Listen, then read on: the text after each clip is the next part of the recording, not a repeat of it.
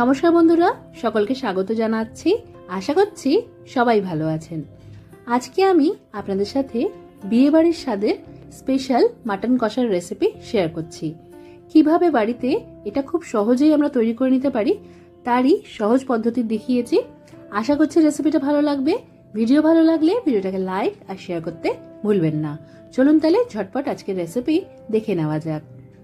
তো এই রান্নাটা করার জন্য প্রথমে একটা মশলা পেস্ট রেডি করে নিতে হবে। তার জন্য এখানে দুটো মাঝারি সাইজের পেঁয়াজ এইভাবে কেটে নিয়েছি, দুটো মাঝারি সাইজের রসুনের সবকটা কোয়া বার করে রেখেছি, আর এখানে আছে 4-5টার মতো কাঁচা লঙ্কা, 1.5 ইঞ্চি সাইজের আদাকে এইভাবে কুচিয়ে রেখেছি, আর একটা ছোট পেঁপের থেকে অর্ধেকটা পেঁপে আমি এখানে কয়েক টুকরো কেটে রেখেছি।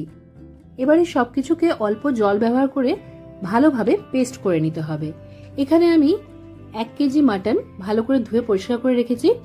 একটু ফ্যাটযুক্ত মাটন নিতে হবে।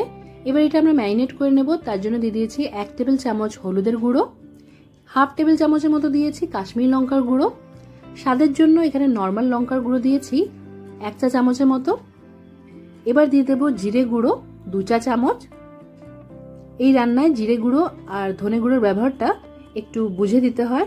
জিরে গুঁড়োটা একটু বেশি লাগে আর ধনে গুঁড়োটা তার হাফ ব্যবহার করতে হয়।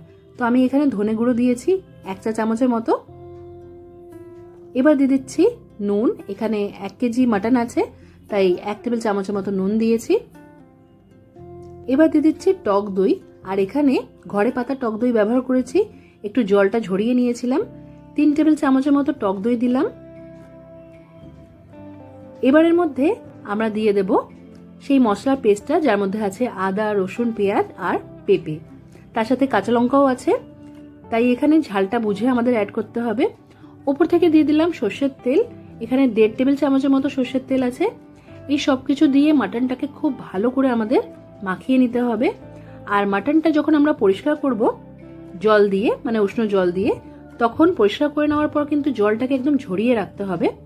ম্যারিনেট করা হয়ে গেলে 1 ঘন্টার জন্য রেস্টে রেখে দিতে হবে। এবার 1 ঘন্টা পর আমি রান্নার জন্য চলে এসেছি। তার জন্য কড়াইটা মাঝারি আঁচে গরম করতে বসিয়ে এর মধ্যে প্রায় 5 টেবিল চামচের মতো সর্ষের তেল গরম করে নিয়েছি। তেলটা ভালো করে গরম হয়ে গেলে এর মধ্যে তেজপাতা দিয়ে দিতে হবে। আমি এখানে 2টো তেজপাতা দিয়েছি, আর তার সাথে 4-5টার মতো ছোট এলাচ, 3-4 টুকরো দারচিনি আর 2টো দিয়ে দিয়েছি লবঙ্গ। গোটা গরম মশলাটা একটু ভাজতে দিয়ে এর মধ্যে দিয়ে দিতে হবে পেঁয়াজ কুচি। এখানে আমি 2টো মাঝারি সাইজের পেঁয়াজ কুচি দিয়েছি। টোটাল রান্নায় আমরা 4টে পেঁয়াজ ব্যবহার করেছি 1 কেজি মাটনের জন্য। পেঁয়াজটা ভাজার সময় তেলের মধ্যে 1 চা চামচের মতো চিনি দিয়ে দিতে হবে। এবার এই চিনির সাথে পেঁয়াজটাকে ভালো করে মিশিয়ে নিয়ে আঁচটা মাঝারি রেখে 2 থেকে 3 মিনিটের মতো আমাদের ভেজে নিতে হবে। এখানে দেখতেই পাচ্ছেন পেঁয়াজটা একদম সুন্দর সোনালি করে ভাজা হয়ে গেছে। যখন পেঁয়াজটা সুন্দর করে ভাজা হয়ে যাবে তখন ম্যারিনেট করে রাখা মাটনটা আমরা মশলা সমেতই দিয়ে দেব। যে পাত্রে এটা আমরা ম্যারিনেট করে রেখেছি তার মধ্যে গায়ে যেই মশলাটা লেগে থাকবে সেটা ভালো করে পরিষ্কার করে দিয়ে দিতে হবে। এবার প্রথম 4 মিনিট এটাকে একটু আঁচ বাড়িয়ে রেখে আমাদের ভালো করে কষাতে হবে, এইভাবে নাড়াচাড়া করতে করতে। তারপর আঁচটাকে মাঝারি করে দিয়ে এটাকে আমরা ঢাকা দিয়ে রান্না করব। তো এখন প্রথম 4 মিনিট আমি এটাকে একটু হাই ফ্লেম রেখে কষিয়ে নিচ্ছি। এখানে আমাদের 4 মিনিটের মতো হয়ে গেছে। প্রথম 4 মিনিট এইভাবে একটু আঁচ বাড়িয়ে রেখে রান্না করলে মাটনটা ভেতর অবধি ভালো জুসি রেডি হবে। তো তারপর আমি ঢাকা দিয়ে এটাকে 10 মিনিটের মতো কষিয়ে নিয়েছি। এবার আমি ঢাকাটা সরিয়ে রাখলাম। মাঝারি আছে 10 মিনিটের মতো কষিয়ে নেওয়ার পর দেখতেই পাচ্ছেন কতটা জল উঠেছে। যেহেতু মশলার মধ্যে দই ছিল, পেঁপে ছিল, তার থেকে অনেকটা জল উঠেছে। কাঁচা পেঁপেটা দেওয়ার কারণ হচ্ছে এতে করে মাটনটা খুব তাড়াতাড়ি সফট হয়ে যাবে, বেশি সময়ও লাগবে না। তাও যদি মনে হয় মাটনের সাইজটা একটু বড় আছে, পিসগুলো বড় আছে, তো আপনারা একটু ছোট করে কেটে নিতে পারেন, বা চাইলে একটা সিটি দিয়ে এটাকে সেদ্ধ করে নিয়ে তারপর ম্যারিনেট করে পুরো রান্নাটা যেইভাবে করেছি সেইভাবে করতে পারেন। তারপর এর মধ্যে আমি আরও 1 চা চামচের মতো নুন দিয়েছি, আর দিয়ে দিয়েছি গরম মশলার গুঁড়ো, যার মধ্যে আছে 2টো দারচিনি, 3টের মতো ছোট এলাচ আর 3টে লবঙ্গ। এর সাথে আপনারা একটা বড় এলাচও অ্যাড করতে পারেন। এই সব কিছুকে ভালো করে গুঁড়ো করে নিয়ে সেই গুঁড়োটা অ্যাড করে দিয়েছি। আরেকবার সবকিছু ভালো করে মিশিয়ে নিয়ে এবার মাটনটা যাতে ভালো করে সেদ্ধ হতে পারে তাই এর মধ্যে 1 বাটির মতো উষ্ণ জল দিয়ে দিয়েছি। জলটা দেওয়ার পর ভালো করে মিশিয়ে নিতে হবে।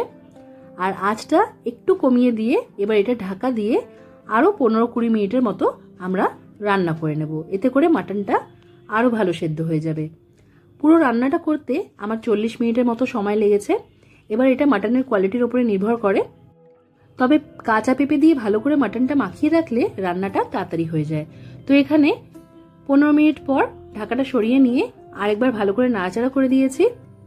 এখানে আমাদের মাটন কষা রেডি হয়ে গেছে।